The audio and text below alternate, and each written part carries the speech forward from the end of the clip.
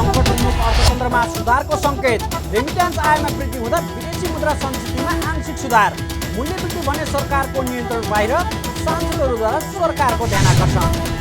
तत्कालीन अर्थमन्त्री जनार्दन शर्मामाथि छानबिन गर्न बनेको संसदीय समितिले काम थाल्यो। अर्थ मन्त्रालयसँग सो सम्बन्धी कागजात र विवरण माग्ने पहिलो निर्णय। र सरकारले बजेटमा घोषणा गरेको 5 खर्बको लघुवित्त कोषलाई मौद्रिक नीति मार्फत कार्यान्वयनमा लैजान लघुवित्त सञ्चालकहरूको माग। कृषि क्षेत्रमा भएको कर्जाको नियमन गर्न आग्रह।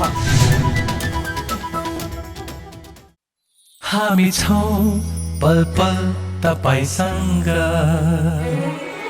हिमाल पहाड तराईसँग, साथ छ हाम्रो बढ्ने कदमलाई।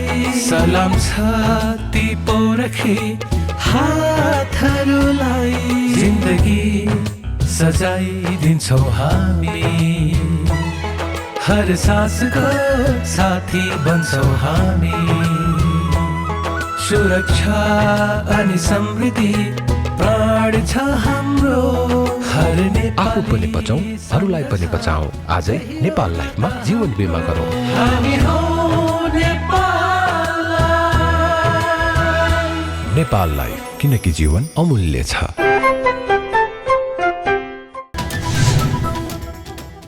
नमस्कार, कारोबार समाचारमा स्वागत छ। अब समाचार विस्तारमा। नेपाल राष्ट्र बैङ्कको अध्ययनले महँगी नियन्त्रण बाहिर गएको देखाएको छ। राष्ट्र बैङ्कको अध्ययनले वैशाख महिनाको तुलनामा जेठमा महँगी झन बढेको देखाएको हो। तर केन्द्रीय बैङ्कले आयातमा गरेको कडाइका कारण सङ्कटोन्मुख अर्थतन्त्रमा सुधारको केही सङ्केतहरू भने देखिएका छन्।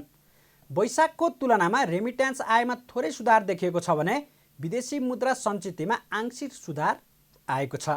एक रिपोर्ट। राष्ट्र बैङ्कले जेठ महिनामा वार्षिक बिन्दुगत उपभोक्ता मुद्रास्फीति 8.56% कायम भएको प्रतिवेदन सार्वजनिक गरेको छ। यो अघिल्लो वर्षको सोही महिनाको तुलनामा दोब्बरले बढी हो भने 6 वर्ष यताकै धेरै हो। गत वर्षको जेठमा मुद्रास्फीति जम्मा 4.19% थियो भने वैशाख महिनामा वार्षिक बिन्दुगत उपभोक्ता मुद्रास्फीति 7.87% रहेको थियो। राष्ट्र बैङ्कले सार्वजनिक गरेको देशको वर्तमान आर्थिक तथा वित्तीय स्थिति प्रतिवेदन अनुसार खाद्य तथा पेय पदार्थ समूह अन्तर्गत घिउ तथा तेलको मूल्यवृद्धि 22.60, दुग्ध पदार्थ तथा अण्डाको मूल्यवृद्धि 11.22, श्रुतिजन्य पदार्थको मूल्यवृद्धि 9.70, मदिराजन्य पेय पदार्थको मूल्यवृद्धि 9.68 र दाल तथा गेडागुडी उपसमूहको मूल्यवृद्धि 9.12% रहेको छ। साथै गैर खाद्य तथा सेवा समूह अन्तर्गत यातायात उपसमूहको मुद्रास्फीति 25.79% रहेको छ। महँगी पहाडमा सबैभन्दा धेरै बढेको छ। पहाडमा 9.28, हिमालमा 8.92, काठमाडौँ उपत्यकामा 8.32 र तराईमा 8.29%ले बढेको राष्ट्र बैङ्कले जनाएको छ।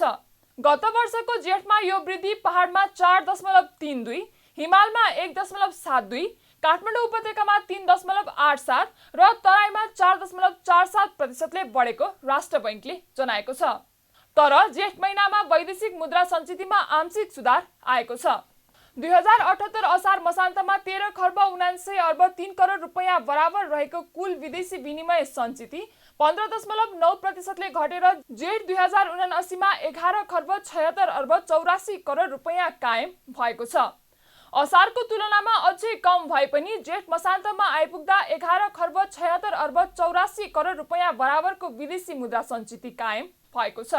वैशाख मसान्तमा विदेशी मुद्रा सञ्चित 11 खर्ब 46 अर्ब 88 करोड रुपैयाँ बराबर थियो। सरकार तथा केन्द्रीय बैङ्कले आयातमा गरेको कडाइका कारण एकै महिनामा 29 अर्ब 96 करोड रुपैयाँ बराबरको सञ्चित बढेको छ। जेठमा देशमा भित्रिने र बाहिरिने रकमबीचको अन्तर अर्थात् शोधान्तर स्थितिको बढ्दो घाटामा पनि केही कमी आएको छ। वैशाखमा 2 खर्ब 88 अर्बले घाटामा रहेको शोधान्तर घाटा जेठमा घटेर 2 खर्ब 69 अर्बमा सीमित भएको छ। साथै राष्ट्र बैङ्कका अनुसार जेठमा सूचकमा सुधार देखिए पनि अझै चालु खाता 5 खर्ब 95 अर्बले घाटामा छ। लगातार घटिरहेको रेमिट्यान्स आयमा पनि जेठ महिनामा केही सुधार आएको छ। राष्ट्र बैंकका अनुसार जेठ महिनामा रेमिट्यान्स आय 3.8%ले वृद्धि भई 90 खर्ब 4 अर्ब 18 करोड पुगेको छ। अघिल्लो वर्षको सोही अवधिमा रेमिट्यान्स आय 12.6%ले बढेको थियो। सांसदहरूले दैनिक उपभोग्य वस्तुको मूल्य घटाउन सरकारको ध्यानाकर्षण गराएका छन्। मङ्गलबार राष्ट्रिय सभा बैठकको विशेष समयमा बोल्दै सांसदहरूले दैनिक उपभोग्य वस्तुको मूल्य घटाउन सरकारको ध्यानाकर्षण गराएका हुन्। राष्ट्रिय जनमोर्चाका सांसद तुलप्रसाद विश्वकर्माले दैनिक उपभोग्य वस्तुको मूल्य वृद्धिका कारण जनताको जीवनयापनमा समेत असर पर्न थालेकाले मूल्य वृद्धि घटाउनका लागि सरकारको ध्यानाकर्षण गराउनुभयो। उहाँले ठेकेदारको लापरवाहीका कारणले विकास निर्माणका कामहरू मन्द गतिमा भएको आरोप पनि लगाउनुभयो। ठेकेदारहरूको ढिलासुस्ती र लापरवाहीका कारणले कतिपय विकास निर्माणका कामहरू रोकिएको भन्दै उनीहरूलाई सरकारले कडाइपूर्वक काम लगाउन ध्यान दिनुपर्ने उहाँले बताउनुभयो। देशमा विकास निर्माणका कामहरू चाहिँ नि भइरहेका छैनन्। विशेष गरेर विकास निर्माणको काम अत्यन्त मन्दगतिमा भएको छ र त्यसमा पनि विकास निर्माणमा चाहिँ नि मुख्यतया ठेकेदारहरूको कारणले गर्दाखेरि ती विकास निर्माणका काम पुरा हुन सकेका छैनन्। ठेकेदारहरूको ढिलासुस्ती र उनीहरूको लापरवाहीको कारणले विकास निर्माण चाहिँ नि रोकिएको छ। खास विकास निर्माणका कुराहरूमा सरकारले समयमै ध्यान दिनुपर्छ। समयमै चाहिँ नि विकास निर्माणका बजेटहरू चाहिँ नि निश्चित गरिनुपर्छ र ठेकेदारहरूलाई कडाइपूर्वक चाहिँ नि काममा लगाउनको लागि सरकारले त्यसमा चाहिँ नि कडाइपूर्वक ध्यान दिनुपर्छ भन्ने मैले चाहिँ नि आफ्नो चाहिँ नि धारणा राख्न चाहन्छु। राष्ट्रिय जनमोर्चाका सांसद तुलप्रसाद विश्वकर्माले बढ्दो व्यापार घाटालाई रोक्नु आयातलाई कम गर्दै लानुपर्नेमा पनि जोड दिनुभयो। यता नेपाली काङ्ग्रेसका सांसद जितेन्द्र नारायण देवले नेपाल श्रीलङ्काको जस्तो आर्थिक सङ्कटतर्फ नगएको भए पनि सतर्कता भने जरुरी रहेको बताउनुभयो। उहाँले कोभिड, रसिया र युक्रेनको युद्ध लगायतलाई देखाएर देशको समस्याबाट पन्छिन खोज्नु भने मूर्खता र देशप्रतिको गद्दारी हुने बताउनुभयो। सांसद देवले श्रीलङ्काको अहिलेको अवस्थाबाट पाठ सिक्नुपर्ने पनि बताउनुभयो। के कारणले श्रीलङ्का त्यहाँ पुग्यो, नेपाल त्यहाँ पुगिरहेको छैन? म एउटा अर्थशास्त्रको विद्यार्थीको नाताले, राजनीतिको पनि विद्यार्थीको नाताले म यो कुरामा ढुक्क छु कि नेपाल त्यतातिर गइराखेको छैन। यो म कुनै पनि अर्थशास्त्रीसँग, कुनै पनि नेताहरूसँग, बुद्धिजीवीहरूसँग छलफल गर्न तयार छु। सामान्य अध्यक्ष महोदय, नेपाल त्यतातिर गइराखेको छैन। हिजै नेपाल राष्ट्र ब्याङ्कले जुन आर्थिक तथ्य र तथ्याङ्कहरू जुन सार्वजनिक गरेको छ त्यसले पनि इन्करेजिङ ट्रेन्डलाई देखाएको छ। हिजोको मात्रै, जो आजको पेपरहरूमा आएको छ, त्यो हामी सबैलाई थाहा भएको कुरा हो। तर के भन्दाखेरि सतर्कताको जरुरी छ। हामी कसैले कोभिडलाई मात्रै कारण देखाएर या रसिया र युक्रेनको वारलाई, युद्धलाई मात्रै कारण देखाएर पन्छिन खोज्यौँ भने त्यो मूर्खता हुन्छ। त्यो देशको प्रति गद्दारी, बेइमानी हुन्छ, विश्वासघात हुन्छ, मुलुक दुर्घटनामा जान्छ। त्यस कारणले सिक्नुपर्ने कुरा श्रीलङ्काबाट के सिक्ने, द्याट इज इम्पोर्टेन्ट। उहाँले श्रीलङ्काले निरन्तरको 2 दशकदेखि गलत आर्थिक नीति, भ्रष्टाचार, कमिसन तन्त्र र परिवारवादको कारणले गर्दा अहिलेको अवस्था भोग्नु परेको बताउनुभयो। उहाँले नेपालले कस्तो किसिमको ऋण लिने र कस्तो किसिमको ऋण नलिने यस विषयमा भने अर्थशास्त्री, राज्य सञ्चालक र मुख्य राजनीतिक शक्तिहरूका बीचमा बहस हुनुपर्ने बताउनुभयो। उहाँले विगतमा र अहिले सरकार चलाउने नेताहरूले आफू दलाल, नोकरशाही, पुँजीवादको घेरामा रहे नरहेकोमा समीक्षा गर्नुपर्ने पनि बताउनुभयो। मुलुकको व्यापार घाटा बढेर 15 खर्ब 77 अर्ब 39 करोड रुपैयाँ पुगेको छ। चालु आर्थिक वर्षको जेठ मसान्तसम्म व्यापार घाटा 25%ले बढेर 15 खर्ब 77 अर्ब 39 करोड रुपैयाँ पुगेको हो। एक रिपोर्ट। नेपाल राष्ट्र बैंकले सार्वजनिक गरेको प्रतिवेदन अनुसार जेठ मसान्तसम्म 17 खर्ब 63 अर्ब 22 करोड रुपैयाँका सामान आयात गरिएका छन्। भारतबाट भएको आयात 14.2, चीनबाट भएको आयात 16 र अन्य मुलुकबाट भएको आयात 46.1%ले बढेको छ। वस्तुगत आधारमा पेट्रोलियम पदार्थ, औषधि, कच्चा पाम तेल, सुन, अन्य मेसिनरी तथा पार्ट्स लगायतका वस्तुको आयात बढेको छ। एमएस विलेट, रासायनिक मल, सिमेन्ट, धान तथा चामल, दाल लगायतका वस्तुको आयात घटेको छ। सबै प्रमुख भन्सार नाकाबाट भएको आयातमा वृद्धि भएको छ। भारतबाट परिवर्तित विदेशी मुद्रा भुक्तानी गरी 2 खर्ब 82 करोड बराबरको वस्तु आयात भएको छ। अघिल्लो वर्षको सोही अवधिमा यस्तो आयात 1 खर्ब 73 अर्ब 26 करोड बराबरको भएको थियो। आयात उल्लेख्य बढ्दा 11 महिनासम्म निर्यातको वृद्धि 53.3% भएको छ। जेठ मसान्तसम्म 1,84,84 करोड रुपैयाँका वस्तु निर्यात भएका छन्। भारततर्फ 61.8, चीनतर्फ 21.4 र अन्य मुलुकतर्फ 30.1%ले निर्यात बढेको राष्ट्र बैङ्कको प्रतिवेदनमा उल्लेख छ। वस्तुगत आधारमा पाम तेल, सोयाबिन तेल, धागो, पोलिस्टर तथा अन्य, उनी गलैँचा, जिङ्क सिट लगायतका वस्तुको निर्यात बढेको छ। तर अलैँची, चिया, औषधि, आयुर्वेदिक, दन्तमञ्जन, तार लगायतका वस्तुको निर्यात घटेको छ। कञ्चनपुर र मेची भन्सार कार्यालय बाहेकका प्रमुख नाकाबाट गरिएको निर्यात वृद्धि भएको छ। जेठ महिनामा वीरगञ्ज सुक्खा बन्दरगाह, विराटनगर, मेची, कैलाली र जलेश्वर भन्सार नाकाबाट भएको निर्यातमा कमी आएको छ। तत्कालीन अर्थमन्त्री जनार्दन शर्मामाथि छानबिन गर्न बनेको संसदीय विशेष समितिले बुधबार अर्थ मन्त्रालयसँग कागजात र विवरण माग्ने निर्णय गरेको छ।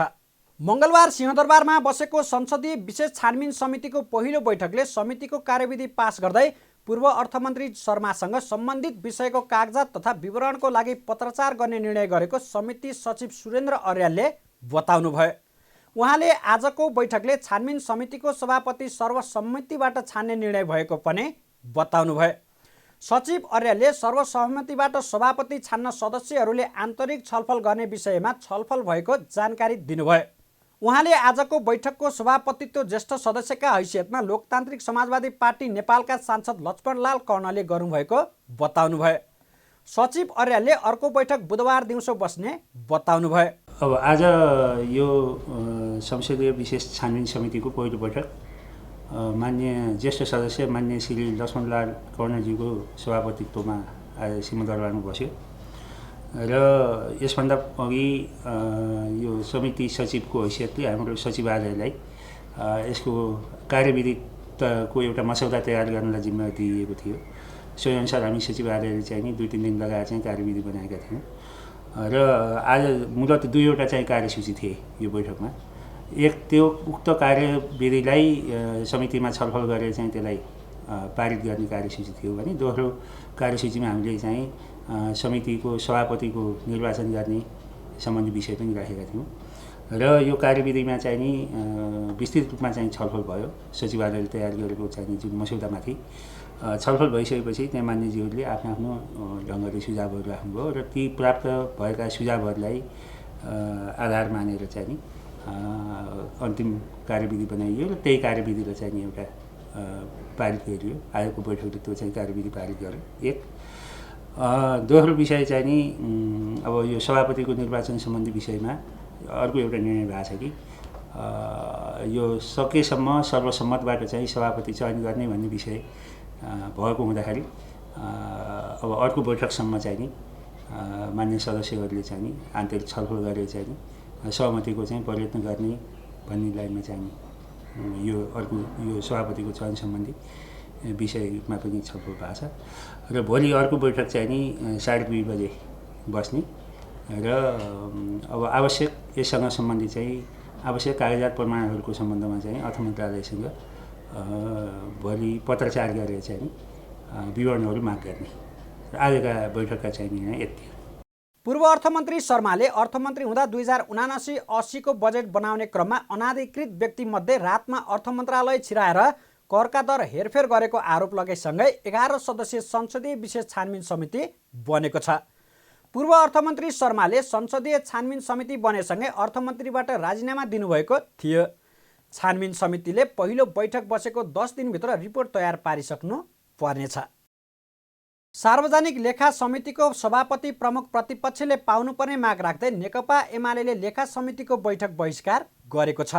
मङ्गलबार सार्वजनिक लेखा समितिको वार्षिक प्रतिवेदनको विषयमा छलफल गर्न बोलाएको बैठकमा सभापति नहटेसम्म छलफलमा भाग नलिने भन्दै एमाले सांसदहरूले बैठक बहिष्कार गरेका हुन्। यद्यपि समितिको बैठकमा वार्षिक प्रतिवेदन भने बहुमतले पारित भएको छ। यसअघि एमाले सांसदहरूले सत्ताको छायामा समिति पारेर 1 वर्षसम्म कुनै बैठक नभएको भन्दै सभापतिप्रति आक्रोश समेत व्यक्त गरेका थिए। बैठकमा नेकपा एमालेका प्रमुख सचेतक विशाल भट्टराईले लेखा समितिको नेतृत्व विपक्षी दलले पाउनु पर्ने परम्परा रहेको भए पनि काङ्ग्रेसले सरकारमा गएको 1 वर्षसम्म पनि नेतृत्व नछाडेको भन्दै प्रश्न उठाउनुभयो। उहाँले बैठकमा समिति सभापतिले सभापति छाडेर प्रमुख प्रतिपक्ष दललाई दिएपछि मात्रै यो बैठक अगाडि बढ्ने बताउनुभयो। आज हामी एउटा अनुरोध गर्न चाहन्छौँ, वैयक्तिक रूपमा भरत कुमार शाह मान्यज्यूप्रति हाम्रो कुनै गुनासो छैन, कुनै तपाईँप्रति प्रश्न उठाइ छैन, कुनै हाम्रो औँलो ठड्याइ छैन। तर यो समिति देशका मुख्य मुद्दाहरूप्रति बेखबर भएको प्रति चाहिँ हाम्रो गम्भीर चिन्ता छ। त्यसो भएको हुनाले चाहिँ आजको बैठकमा हामी सभापतिज्यूले छाडेर प्रमुख विपक्षी दललाई वा विपक्षी दललाई सभापति दिएपछि मात्रै बैठक अगाडि बढ्ने कुरा चाहिँ हामी राख्न चाहन्छौँ।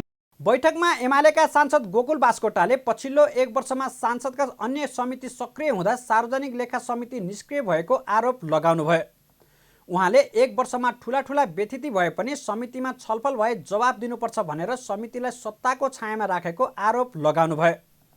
बास्कोटाले सरकार आफैले समितिलाई सक्रिय बन्न नदिएको दाबी पनि गर्नुभयो। यो समिति किन फङ्सनेबल भएन? यो सक्रिय समिति यसले सरकारलाई पनि सजिलो गर्छ। कैयौँ अफवाहहरू फैलेका हुन सक्दछन् र सरकारले यो समितिमा काफी छलफल गर्न सक्दछ, जहाँबाट दुधको दुध पानीको पानी अब राजा हाँसले छुट्याए जस्तो छुट्याउन सकिन्छ र यहाँ निरूपण नभएका विषय अन्त पनि प्रश्न उठेर बाँकी रह्यो भने जान सक्छ। त्यस्तो स्थितिमा यो समिति सक्रिय हुनुपर्ने, बनाइनुपर्ने, त्यसले सरकारलाई पनि भ्रमबाट बाहिर निस्किन मद्दत गर्छ र कतिपय सन्दर्भमा के हुन्छ भने सार्वजनिक रूपमा जवाफदेहिताप्रति र घचघच्याउने काममा पनि यो समितिको भूमिका हुन्छ। संसदका अधिकांश समितिहरू यस बिचमा धेरै नै सक्रिय रहे। उनको कहाँ परिभाषा छैन, सीमारहित व्यवस्था छ। मलबारे प्रश्न उठ्यो, आजसम्म मल आएन। अरू सबै समितिमा छलफल हो सभापछि, हाम्रो समितिमा सरकारलाई के डर भयो भने यहाँ भएपछि विभिन्न खालका कुराहरू चाहिँ आर्थिक अनियमिततासित जोडिएका विषयवस्तुहरू उठ्लान्, त्यसको बारेमा जवाफदेहिता दिनु पर्ला, समितिले सोध्ला, अर्को हैरानी थप्नु पर्ला भन्ने पर्यो होला। त्यसकारण यो समिति सरकारले नै सक्रिय हुन दिन चाहेको। त्यसपछि एमालेका सांसदहरू बैठकमा नबस्ने भन्दै बाहिरिएका थिए। यता बैठकमा नेपाली काङ्ग्रेसका सांसद राजेन्द्र कुमार केसीले प्रमुख प्रतिपक्षको माग जायज भएको भन्दै समर्थन गर्नुभयो। उहाँले अन्तर्राष्ट्रिय मान्यता र लोकतान्त्रिक प्रणालीमा संसदको सार्वजनिक लेखा समिति सभापति प्रमुख प्रतिपक्षले नै पाउनु परेमा दुई मत नभएको बताउनुभयो। सांसद केसीले सभापतिले प्रधानमन्त्री तथा पार्टी सभापतिसँग कुरा गरेर सहज वातावरण बनाउनु पर्ने बताउनुभयो। समग्र रूपले एकचोटि पार्टी सभापतिले अब हामी एउटा सभापति सहकार्य बढेरै हिजो चाहिँ नेकपा एमाले अब्सोल्युट मेजोरिटी लिँदाखेरि यो लेखा समिति चाहिँ उसलाई दिउँ, प्रतिपक्षलाई दिउँ भनेर एउटै समिति कङ्ग्रेसको भागमा परेको म स्मरण गर्न चाहन्छु। अरू समिति कङ्ग्रेसले पाउने कुरा पनि भएन, हाम्रो हैसियत पनि थिएन। त्यो एउटा चाहिँ प्र्याक्टिसकै हिसाबले तत्कालीन सत्ता पक्षको चाहिँ नेकपा एमाले चाहिँ उहाँहरूले चाहिँ भोटिङको हिसाब गर्ने हो प्रति यो लेखा समितिमा आउने होइन, उहाँहरूकै जाने हो। तर उहाँहरूले एउटा अन्तर्राष्ट्रिय प्र्याक्टिसलाई फलो गरेर यो प्रतिपक्षकै हुनुपर्छ लेखा समिति भनेर कङ्ग्रेसलाई दिएको म चाहिँ स्मरण गर्न चाहन्छु। र अन्य चाहिँ जति पनि समितिहरू छ उहाँहरूले भाग लाएर विकास समितिहरूलाई, लेखा समितिहरूलाई, माओवादीहरूलाई, यसलाई भनेर सबै भाग लागेको अवस्थामा एकपल्ट सभापतिजीले राजीनामा दिएर होइन एकचोटि सम्मिलित हाम्रो पार्टी सभापति गएर समग्र रूपले एकचोटि चाहिँ अब छलफल गर्न आवश्यक भयो। त्यस्तै नेकपा एकीकृत समाजवादीकी सांसद पार्वती विसुङखेले सार्वजनिक लेखा समितिको सभापति प्रमुख प्रतिपक्ष दलबाट हुने कुरा अन्तर्राष्ट्रिय अभ्यास भएको बताउनुभयो। उहाँले समितिले सभापति दिने भन्दा पनि दलभित्र छलफल गर्नुपर्ने धारणा राख्नुभयो। फेरि पनि म सभापतिज्यूलाई भन्छु, सभापतिज्यू यो विश्वको प्र्याक्टिस हो। अघि पनि राजेन्द्रमानज्यूले भनिसक्नु भएको छ कि यो प्र्याक्टिसले त हामी पनि ढल्नुपर्छ। त्यो हामी पनि ढल्नको लागि मलाई लाग्छ यो समितिले सभापति दिने हो जस्तो त मलाई लाग्दैन। तर दलीय छलफलका कुरा चाहिँ अब हामीले भन्दा पनि सभापतिज्यूले दलभित्र यस्ता छलफल चलाउनुपर्छ भन्ने लाग्छ। त्यसो भएको हुनाले यो 22औं वार्षिक प्रतिवेदनको जुन मसौदा आएको छ यसका विषयमा हामी छलफल गरेर यसलाई एउटा वेमा लान्छौँ र र सभापतिज्यूलाई जुन खालको सुझावको रूपमा प्रतिपक्षले दिइराख्नु भएको छ कि यो चाहिँ हाम्रो हिस्सा हो अथवा यो हाम्रो अधिकार हो भन्ने कुरा उहाँले यो माग राख्न पाउनुहुन्छ। त्यसमा हुँदाखेरि सभापतिज्यूले यसलाई दलभित्र छलफल गरेर यसलाई टुङ्ग्याउनको लागि म अनुरोध गर्छु।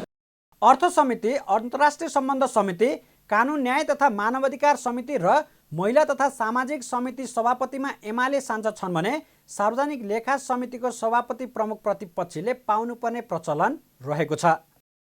लघुवित्त सञ्चालकहरूले सरकारले बजेटमा घोषणा गरेको लघुवित्त कोषलाई आगामी मौद्रिक नीति मार्फत कार्यान्वयनमा लैजान आग्रह गरेका छन्। मङ्गलबार माइक्रो फाइनान्स एसोसिएसन अफ नेपालले आगामी आर्थिक वर्षको मौद्रिक नीतिका लागि सुझाव दिन आयोजना गरेको कार्यक्रममा सरकारले बजेटमा घोषणा गरेको लघुवित्त कोषलाई कार्यान्वयनमा लैजान लघुवित्त सञ्चालकहरूले आग्रह गरेका हुन्। अर्थमन्त्री जनार्दन शर्माले आर्थिक वर्ष 2079-80 को बजेट प्रस्तुत गर्दै किसानलाई कृषि कर्जा उपलब्ध गराउन 5 खर्ब रुपियाँको लघुवित्त कोष स्थापना गर्ने घोषणा गर्नुभएको छ। किसानलाई सहुलियत कर्जा दिन यस्तो कोष बनाउन लागि हो।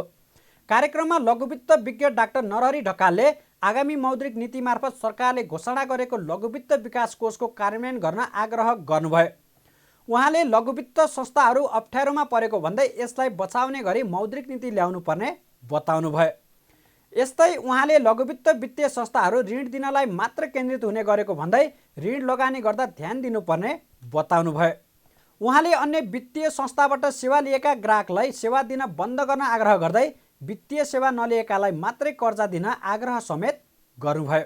हाम्रो जोड चाहिँ उनीहरूलाई उद्यमशीलता बनाउनतर्फ र ऋणको सदुपयोग गर्नतर्फ हामीले ध्यान दिनुपर्छ। 2 वर्ष हाम्रो व्यवसाय बढेन भने के पनि हुँदैन, तर ग्राहक सक्षम भयो भने हामीलाई चाहिँ त्यो सुख हुन्छ। त्यसकारण यो कुराहरूतिर चाहिँ अबको मौद्रिक नीतिले ध्यान दियो भने नीतिगत भएन। हाम्रो फेरि नेपालीको बानी कस्तो रहेछ भने तपाईँको चाहिँ के अरे नीतिगत हिसाबले चाहिँ तपाईँलाई कारबाही हुने भयो नि हामी कामकाज गर्ने, त्यसलाई फलो गर्ने, नीतिगत हिसाबले आएन नि सारा भयो। त्यस कारण अलिकति नीतिले चाहिँ यी कुराहरूमा चाहिँ बाँध्नुपर्छ जस्तो मलाई लाग्छ। अब आयो आपूर्ति पक्ष। लघुवित्त संस्थाहरू सबै सक्षम छैनन्, हात नौला जस्तो छन् क्या। कुनै चाहिँ लामा छन्, कुनै छोटा छन्, कुनै मोटा छन्, कुनै भा जस्तो। त्यसले गर्दाखेरि यी संस्थाहरूलाई पनि हामीले ध्यान दिनुपर्छ। कतिलाई अहिले तरलताको ठुलो समस्या भएको छ र अब मौद्रिक नीतिमा हामीले नि यसरी बसेर छलफल गरे हो। लघुवित्त कोषको चाहिँ प्रावधान आएको छ। मलाई मेरो आफ्नो सजेसन चाहिँ के अरे अब आउने मौद्रिक नीतिले त्यसलाई कसरी संस्थागत गर्ने भन्नेतिर चाहिँ केही व्यवस्था गर्छ होला भन्ने भनाइ छ। दोस्रो, लघुवित्त संस्थाले अब दोहोरोपना ल्याउनेतिर चाहिँ अब गएर चाहिँ जानी एउटै ग्राहकलाई अन्तबाट सेवा लिएकोलाई चाहिँ अब ऋण दिन चाहिँ बन्द गर्नुपर्छ। र त्यस्तै उनीहरूलाई चाहिँ तपाईँको के अरे बरु त्यहाँ चाहिँ कुनै पनि ठाउँमा हामीहरू गयो भने अझै पनि वित्तीय सेवा नलिएका थोत्तरै ऋण माग्ने मान्छेहरू पनि छुट्छन्। त्यस्तो छुटेको मान्छेहरूलाई वित्तीय सेवा दिनतिर हामीहरू चाहिँ केन्द्रित हुनुपर्छ। कार्यक्रममा सङ्घका पूर्व अध्यक्ष रामचन्द्र जोशीले लघुवित्त मार्फत कृषि क्षेत्रमा गएको कर्जा सही व्यक्तिलाई गएको छ कि छैन भने हेर्ने व्यवस्था गर्न राष्ट्र बैङ्कलाई आग्रह गर्नुभयो। उहाँले लघुवित्त मार्फत कृषि क्षेत्रमा गराएको कर्जा अन्य क्षेत्रमा लगानी हुने गरेको भन्दै यसको नियमन गर्न जरुरी रहेको बताउनुभयो। त्यो लोन जुन हामीले दिन्छौँ क्लाइन्टलाई, त्यो आम्दानी बढाउने खालको व्यवसायमा हामीले दियौँ भने त्यो युजै भएको छैन त्यो पैसा है। तब त्यहाँ उसले क्लाइन्टले त्यो भैँसी किनेर हामीले भैँसी लगानी गर्छौँ भने त्यो भैँसी नै किन्ने ठाउँ कहाँ हो त्यही ठाउँमा पैसा बुझाइन्छ उसलाई चाहिँ। अथवा भैँसी चाहिँ ल्याएर ल्याएन भनेर हेरिदिने। बाख्रा पालन छ भने बाख्रा पालनको हाम्रो त त्यही नै व्यवसाय हो नि त। तरकारी खेती हो नि, काठ हतियार लगाएर यति कुरो हेरिदियो भने अहिलेको यो जुन मार्केटमा आएको इस्यु है, धेरै ठाउँबाट कर्जा टलाएर गरेकोदेखि लिएर गएर अनि यो के अरे क्लाइन्टहरूलाई परेको जुन समस्याहरूको कुरा आएको छ त्यो कुरा चाहिँ रोकिन्छ जहाँसम्म लाग्छ। अस्ति पनि मैले हाम्रो मन्त्री पुलिस सम्बन्धी सुझावमा हाम्रो प्रकाश साहब पनि हुनुहुन्थ्यो, गवर्नर साहब पनि हुनुहुन्थ्यो। अहिले राष्ट्र ब्याङ्कले त्यो कर्जा प्रोपर व्यक्तिलाई जाने खालको व्यवस्थाको लागि म चाहिँ एउटा अनुरोध गर्छु। कार्यक्रममा अन्य सहभागीहरूले लघुवित्त क्षेत्रलाई प्रोत्साहन गर्नका लागि मौद्रिक नीतिबाट अन्य नीतिगत व्यवस्था गर्नु परेमा जोड दिएका छन्। यस्तै ग्रामीण क्षेत्रका साना किसानहरूलाई वित्तीय सेवा दिने लघुवित्तबाट लाभ लिनका लागि राष्ट्र बैङ्कले नियमन तथा सहजीकरण गरिदिनु पर्ने समेत बताएका छन्। संस्कृति पर्यटन तथा नागरिक उड्डयन मन्त्री जीवनराम श्रेष्ठले केही दिनमै पर्यटन क्षेत्रलाई उकास्ने रणनीति योजना सार्वजनिक गर्ने घोषणा गर्नुभएको छ। सोमबार काठमाडौँमा आयोजित विश्वका सबैभन्दा धेरै उचाइमा होटल खोलेर Guinness book of the world रेकर्डमा नाम लेखाउन सफल होटललाई शुभकामना एवं आधिकारिक प्रमाणपत्र प्रदान गर्दै उहाँले यस्तो बताउनु भएको हो। मन्त्री श्रेष्ठले विश्वको सबैभन्दा अग्लो स्थानमा रहेको होटलमा नेपालले रेकर्ड बनाएको भन्दै खुसी व्यक्त गर्नुभयो। सोलुखुम्बु जिल्लाको गोरखसेप एभरेस्ट बेस क्याम्प नजिकको गाउँ एभरेस्ट इन प्राइभेट लिमिटेड विश्वकै सबैभन्दा अग्लो स्थानमा रहेको होटल बनेको छ। यो होटल 5180 मिटर उचाइमा अवस्थित छ। वर्ल्ड बुक्स रेकर्ड लन्डनबाट विश्वको सबैभन्दा अग्लो स्थानमा रहेको होटलको रूपमा एभरेस्ट इन प्राइभेट लिमिटेडले आधिकारिक प्रमाणपत्र पाएको छ। मन्त्री श्रेष्ठले कोरोनाका कारण रुग्न बनेको पर्यटन क्षेत्रलाई तन्दुरुस्त बनाउने प्रतिबद्धता व्यक्त गर्नुभयो। उहाँले यस किसिमको पर्यटनमुखी कामले देशको नाम उच्च बनाउने बताउनुभयो। विश्वकै एउटा चाहिँ सबैभन्दा हाई अल्टिच्युडमा यो जुन चाहिँ होटल रहेको भन्ने जुन चाहिँ यो वर्ल्ड बुक अफ रेकर्ड्समा चाहिँ यो दर्ज भएको छ। यसले एउटा नेपाललाई चिनाउने विभिन्न ब्रान्डहरूमध्ये अर्को एउटा ब्रान्डको रूपमा यो होटल चाहिँ नि रहन सक्नेछ भन्ने मलाई लागेको छ। अहिले हामी यो पर्यटन क्षेत्र जुन खालको एउटा यो 2 वर्षसम्मको कोभिडको कारणले अब विश्वव्यापी रूपमा नै सबैतिर प्रभावित बनायो र हाम्रो देशमा यो सबै क्षेत्रलाई प्रभावित बनाएको छ। तर यो पर्यटन व्यवसायमा अझ धेरै चाहिँ प्रभाव परेको छ र अहिले हामी चाहिँ यो पर्यटन क्षेत्रलाई कसरी स्थापित गर्ने, यो क्षेत्रलाई फेरि चाहिँ कसरी एउटा चाहिँ यसको हिजोको ग्लोरी छ त्यसलाई चाहिँ नि पुनर्स्थापित गर्ने भन्नेमा मन्त्रालय चाहिँ नि लागिरहेका छौँ र अहिले हामी होमवर्कमा छौँ र यसको चाहिँ नि स्टेक होल्डरहरूसँग पनि हामी चाहिँ नि छलफल गरिरहेका छौँ र केही दिनभित्रमा हामीले यो पर्यटन क्षेत्रको व्यवसायलाई पुनर्स्थापित गर्ने एजेन्डाहरू हामीले चाहिँ नि एनाउन्स गर्छौँ। Everest in private limited hotel 5180 मिटरको उचाइमा बनाइएको छ। यसअघि सन् 2004 मा होटल एभरेस्ट भ्यूलाई विश्वकै सबैभन्दा अग्लो ठाउँमा रहेको होटलको रूपमा गिनिज बुकमा दर्ता गरिएको थियो। यो होटल सन् 1971 मा खोलिएको थियो। यो होटल 3880 मिटरको उचाइमा अवस्थित थियो। मङ्गलबार शेयर बजारमा हरियाली छाउँदा कारोबार रकममा भने कमी आएको छ। मङ्गलबार शेयर बजार मापन गर्ने नेप्से परिसूचकमा 11.68 अङ्कको हरियाली छाउँदा कारोबार रकम 1,70,77,00,000 रुपैयाँमा सीमित भएको हो। नेप्से परिसूचक अघिल्लो दिनको तुलनामा 0.61% बढेर 1927.28 अङ्कमा पुगेको छ। यस दिन सबै समूहको परिसूचकमा हरियाली देखिएको छ, जसमध्ये सबैभन्दा धेरै होटल र पर्यटन समूहका लगानीकर्ताले कमाएका छन्। मङ्गलबार सप्तकोशी विकास बैङ्कको मूल्य सबैभन्दा धेरै 9.35%ले बढेको छ। NRNA infrastructure and development, united insurance, sunrise first mutual fund, Arun Kabeli power सहितका कम्पनीको मूल्य पनि धेरैले बढेको छ। यस दिन नयाँ सारथी लघुवित्त वित्तीय संस्था, आरबिबी म्युचुअल फन्ड, नोबेल इक्विटी फन्ड लगायतको मूल्य भने धेरैले घटेको छ। अरुण काबेली पावरको सबैभन्दा धेरै कारोबार भएको छ। नेकपा एमालेका अध्यक्ष एवं पूर्व प्रधानमन्त्री केपी शर्मा ओली र चिनिया कम्युनिस्ट पार्टी सीपीसीका विदेश विभाग प्रमुख लिउ जियान्चो बीच भेटवार्ता भएको छ।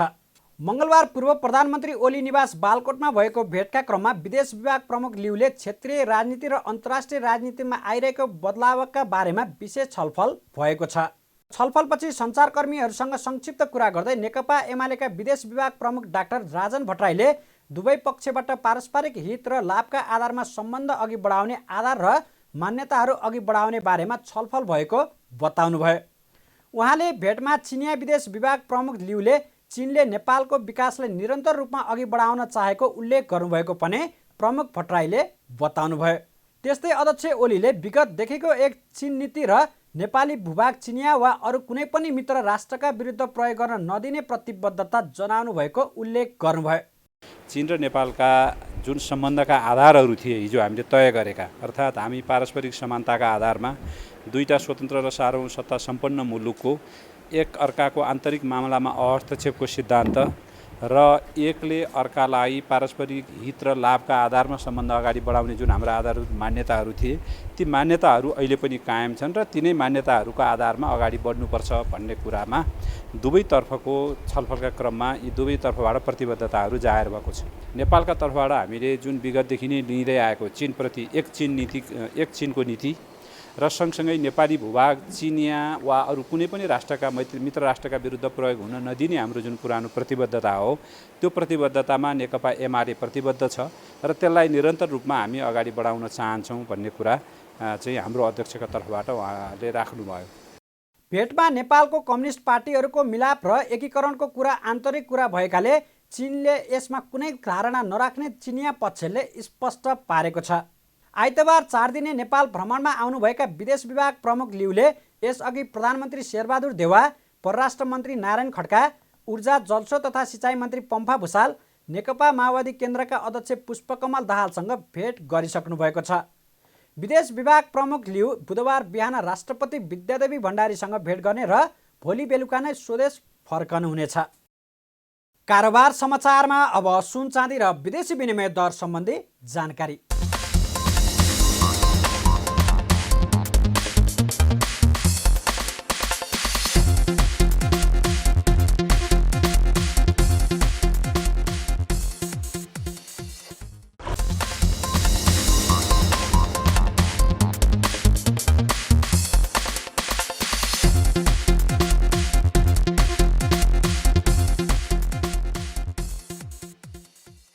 विदा हुनुअघि अहिलेसम्मका प्रमुख समाचार फेरि एकपटक।